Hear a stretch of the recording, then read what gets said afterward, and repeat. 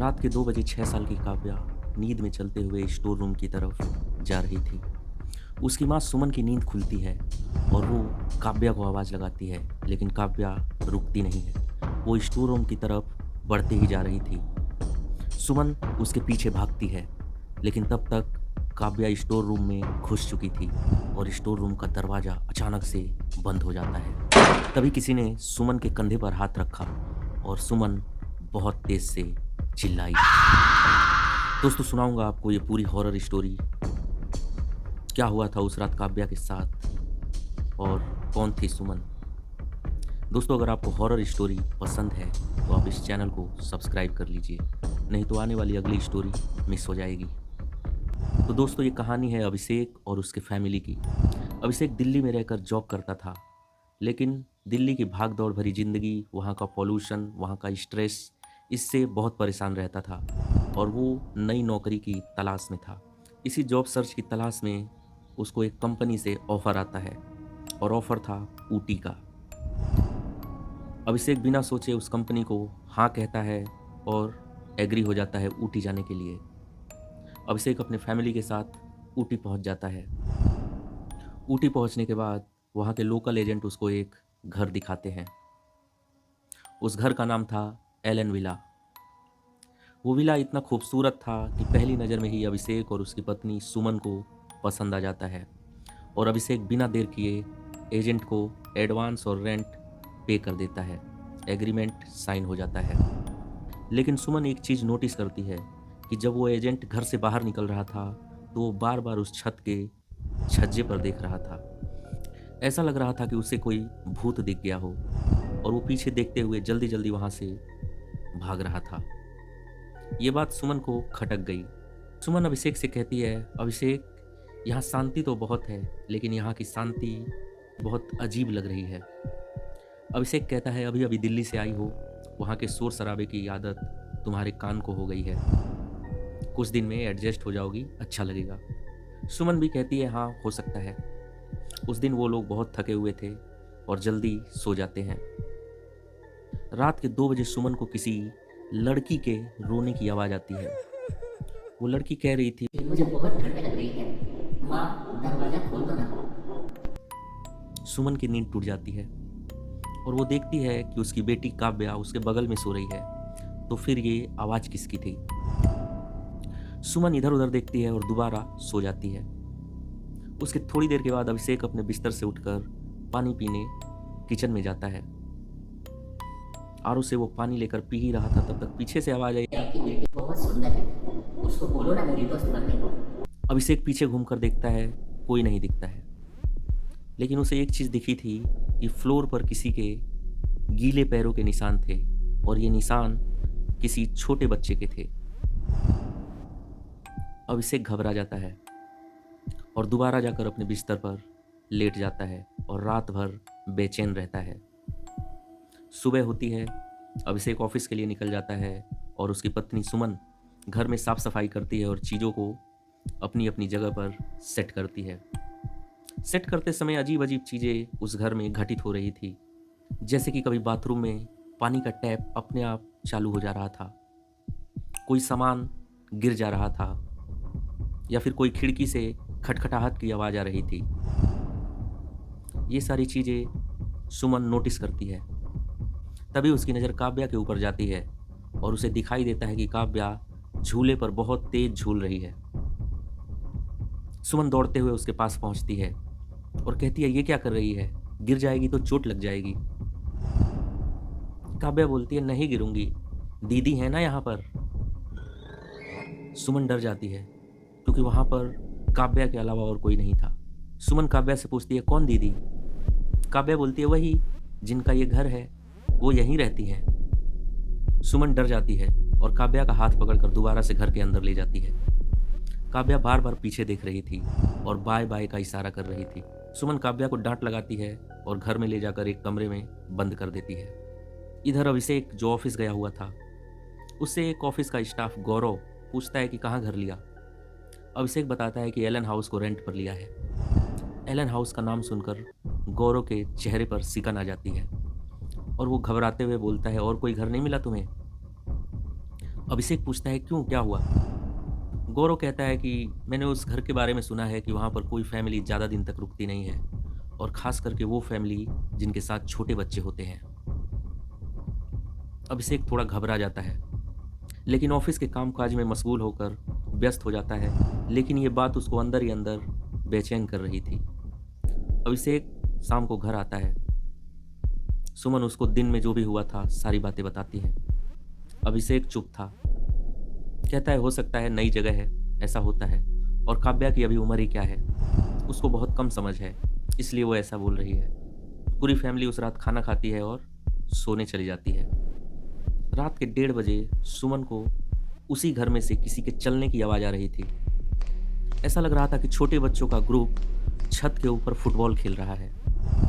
सुमन पूरी तरह से डरी हुई थी, लेकिन वो चद्दर तान कर दोबारा से सोने की कोशिश करती है और अपने कानों को बंद कर लेती है ताकि वो आवाज़ उसको सुनाई ना दे। 2 बजे के आसपास वो देखती है कि काव्या अपने आप नींद में चल रही है और स्टोर रूम की तरफ जा रही है। सुमन काव्या को आवाज़ लगाती है, लेकिन काव्या रुकती नहीं है, वो स्टोर रूम की तरफ बढ़ते ही जा रही थी। सुमन उसके पीछे पीछे भागती है और काव्या को रोकने की कोशिश करती है, लेकिन काव्या तब तक स्टोर रूम के अंदर घुस गई थी और अंदर से दरवाज़ा बंद हो गया। तभी अभिषेक ने सुमन के कंधे पर हाथ रखा और पूछा क्या हुआ, यहाँ क्या कर रही हो? सुमन बोलती है कि काव्या स्टोर रूम के अंदर है, लेकिन उस समय काव्या अभिषेक के साथ खड़ी थी, जिसे देखकर सुमन घबरा जाती है। कहती है अभी अभी मैंने देखा काव्या अंदर जा रही है, लेकिन ये तो यहाँ है। अभिषेक कहता है हो सकता है तुमने कोई डरावना सपना देखा हो। जिसके बाद वो सुमन को समझाते हुए घर में ले आता है और सब लोग सो जाते हैं। अगली सुबह अभिषेक घर से बाहर टहल रहा था, तभी वो देखता है एक बुजुर्ग वहाँ से गुजर रहा है। वो अपनी ही धुन में था, वो इधर उधर नहीं देख रहा था। अभिषेक उस आदमी से बात करने की कोशिश करता है। वो आदमी अभिषेक की तरफ देखता है, हेलो हाय होती है। अभिषेक बताता है मैं इसी घर में रहता हूँ। वो बाबा बोलता है जल्दी इस घर को छोड़ के भाग जाओ, नहीं तो बहुत बुरा हो सकता है। अभिषेक उससे पूछने की कोशिश करता है, लेकिन वो आदमी कोई जवाब नहीं देता है और बस इतना ही कहता है चले जाओ चले जाओ। यही कहते हुए वो आगे बढ़ जाता है। अभिषेक को उस आदमी की ये बात अंदर तक झकझोर देती है। वो उस एजेंट को कॉल करता है और पूछता है इस घर का मालिक कौन है, मैं उससे मिलना चाहता हूँ। एजेंट वहाँ आता है और अभिषेक को लेकर उस मालिक के घर ले जाता है। उस घर के मालिक का नाम था श्रीनिवासन। वो एक तमिलियन आदमी था। अभिषेक अपने और अपनी फैमिली के साथ हुई घटना के बारे में उस आदमी को बताता है।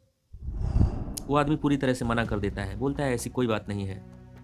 लेकिन जब वो बताता है कि उसकी बेटी से कोई बात कर रहा है, उसकी बेटी को कोई दिख रहा है, छोटे बच्चे की इन्वॉल्वमेंट देखकर वो आदमी चिंता भरे लहजे में कहता है कि मैं वो घर रेंट पर नहीं देना चाहता था, लेकिन मेरा बड़ा लड़का थोड़े से पैसों की लालच में एजेंट के हाथों वो घर सौंप दिया। अभिषेक उससे पूछता है क्यों, ऐसी क्या बात है? श्रीनिवासन बताता है कि ये घर पहले एक चाइल्ड बोर्डिंग हाउस हुआ करता था। वहाँ बहुत सारे बच्चे रहते थे। एक रात एक छोटी बच्ची जिसका नाम एलिना था, वो स्टोर रूम में गलती से बंद हो जाती है। जनवरी का महीना था, स्टोर रूम की खिड़कियाँ खुली हुई थी और ठंड के मारे एलिना की मौत उसी स्टोर रूम में हो गई थी। श्रीनिवासन की बातें सुनकर अभिषेक को ठंडे पसीने छूटने लगते हैं। अभिषेक दौड़ा दौड़ा घर पहुंचता है और कहता है आज ही हम इस घर को छोड़कर चले जाएंगे। सुमन से कहता है जल्दी जल्दी सामान पैक कर लो। लेकिन उस घर में रहने वाली उस आत्मा को इस बात का पता चल गया था कि ये लोग घर छोड़कर जाने वाले हैं। अभिषेक और उसकी वाइफ सारा सामान पैक कर रहे थे, लेकिन लास्ट में जाकर उसको अपने कार की चाबी नहीं मिलती है और रात हो जाती है। सुमन अभिषेक से कहती है अब क्या करेंगे? अभिषेक कहता है कि आज की रात और काटते हैं, कल सुबह मैं कोई रास्ता ढूंढ लूँगा। लेकिन वो रात काटना अभिषेक और सुमन के लिए बहुत भारी था, क्योंकि जब किसी को पता चल जाए कि यहाँ पर कोई आत्मा है और उसके बाद उस घर में रुकने वालों की सिचुएशन क्या होगी ये आप समझ सकते हैं। लेकिन फिर भी अभिषेक हिम्मत करके उस घर में रुकता है। रात के 2:30 बज रहे थे, लेकिन अभिषेक और सुमन को नींद नहीं आ रही थी। वो सुबह होने का इंतजार कर रहे थे। 3 बजे के आसपास उनको लगता है कि कोई जोर जोर से रो रहा है और बोल रहा है मत जाओ मत जाओ। सुमन काव्या को अपने बाहों में जकड़ लेती है, लेकिन उस समय ना जाने काव्या को क्या हो जाता है कि वो अपनी माँ की गोद से उतर जाती है और स्टोर रूम की तरफ दौड़ने लगती है। इधर अभिषेक और सुमन भी उसके पीछे दौड़ते हैं। काव्या स्टोर रूम के अंदर घुस जाती है, लेकिन अभिषेक उस रूम का दरवाजा बंद होने से पहले ही उसे रोक लेता है। काव्या अचानक से हंसने लगती है और बोलती है, दीदी मैं कहीं नहीं जाऊंगी। लेकिन अभिषेक और सुमन को काव्या के अलावा दूसरा कोई नहीं दिख रहा था। तब तक काव्या कहती है, दीदी तुम्हें ठंड लगती है ना, मैं तुम्हारे लिए ब्लैंकेट ले आऊंगी। ये सुनकर अभिषेक को श्रीनिवासन की याद आती है, क्योंकि श्रीनिवासन ने कहा था कि इस रूम में कोई बच्ची ठंड लगने की वजह से मर गई थी। वो सुमन को कहता है, जल्दी से जाकर एक ब्लैंकेट लाओ। सुमन दौड़ते हुए रूम में जाती है और एक ब्लैंकेट लेकर आती है। अभिषेक उस ब्लैंकेट को स्टोर रूम में रख देता है और कहता है, यहाँ जो भी है वो इस ब्लैंकेट को ले ले, अगर उसको ठंड लग रही है तो। उस स्टोर रूम में मौजूद आत्मा काव्या के थ्रू उनसे बातें कर रही थी, क्योंकि वो आत्मा बस काव्या से बात कर रही थी और काव्या उसका रिप्लाई दे रही थी। और काव्या के रिप्लाई के थ्रू अभिषेक और सुमन समझ पा रहे थे कि क्या हो रहा है। काव्या कहती है कि मुझे तुम भी पसंद हो दीदी, मैं यहाँ से नहीं जाऊँगी, मुझे तुम लोगों के साथ खेलना अच्छा लगता है।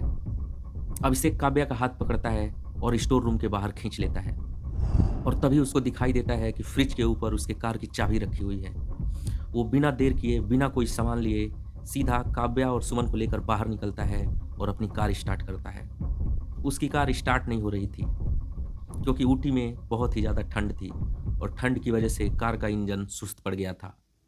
सुमन को दिखाई दे रहा था कि उस घर की लाइट ऑन ऑफ हो रही है, दरवाजे बंद हो रहे हैं, खुल रहे हैं, और तभी कार स्टार्ट हो जाती है।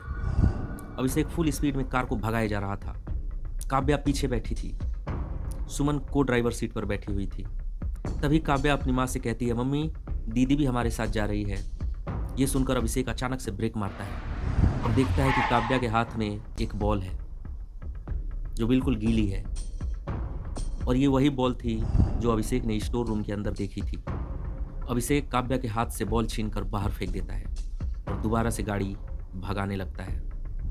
अभिषेक और सुमन को दिख रहा था कि कार के शीशे पर किसी के हाथ के पंजे के निशान लग रहे हैं, लेकिन अभिषेक अपनी कार रोकता नहीं है, वो कार भगाए जा रहा था। 5 बजते बजते उजाला होने लगा था और अभिषेक कोयम्बटूर पहुंच चुका था। उसके बाद अभिषेक कंपनी के एचआर को फ़ोन करता है और अपने साथ हुई घटना के बारे में पूरी जानकारी देता है और कहता है कि अब वो दोबारा ना तो ऊटी जाएगा और ना ही उस घर के अंदर जाएगा। दोस्तों, आज भी एलन हाउस खाली पड़ा हुआ है और उस घर में मौजूद एलिना की आत्मा किसी न किसी फैमिली का इंतज़ार करती रहती है कि कोई वहाँ आएगा तो उसका अकेलापन दूर हो जाएगा। अक्सर एलन हाउस के सामने से गुजरने वाले कैब ड्राइवर ये बताते हैं कि उन्हें उस घर की छत पर कोई छोटी बच्ची दिखाई देती है और वो वहाँ गाड़ी नहीं रोकते हैं। तो दोस्तों, ये घटना किसी के साथ भी हो सकती है, इसलिए आप भी अगर किसी नए शहर में जा रहे हैं और आपको कोई घर रेंट पर लेना है तो थोड़ा पता ज़रूर लगा ले उस घर के बारे में। अगर आपको ये स्टोरी अच्छी लगी हो तो इस चैनल को सब्सक्राइब कर दें और एक छोटा सा लाइक देते जाएं। मिलते हैं आपसे अगली स्टोरी में, तब तक के लिए धन्यवाद।